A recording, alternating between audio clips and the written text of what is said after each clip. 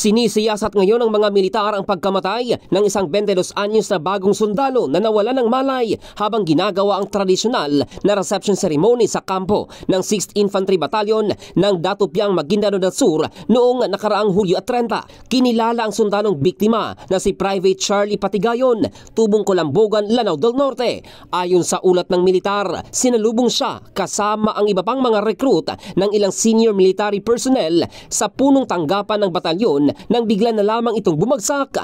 Ayon kay Lieutenant Colonel Roden Orbon, tagapagsalita ng 6th Infantry Division, agad na isinugod si Patigayon sa Camp Shonko Hospital sa Datu Udin Sinsuat, ngunit binawian ito ng buhay kinabukasan Hulyo 31. Batay sa inisyal na findings, kidney failure ang naging sanhi ng kanyang pagkamatay. Ani Orbon, patuloy ang investigasyon upang matukoy kung may pananagutan ang sinuman sa insidente. Ilang senior personnel ng 6th IB ang pansamantalang inalis sa kanilang mga posisyon habang ginagawa ang investigasyon, bagamat wala pa umanong indikasyon ng pisikal na abuso. Nagpaabot na ng koordinasyon sa pulisya ng Cotabato City ang pamilya ni Patigayon upang isagawa ang autopsy na magbibigay linaw sa tunay na sanhi ng kanyang pagkamatay.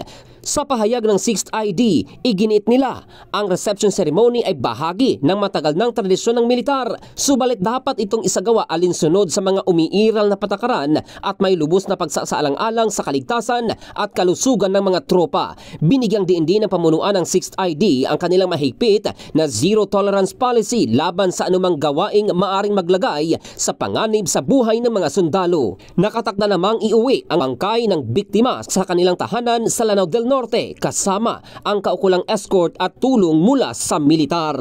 In the heart of changing lives, ito si Jofel Candado ng Brigada News Philippines, the Music and News Authority.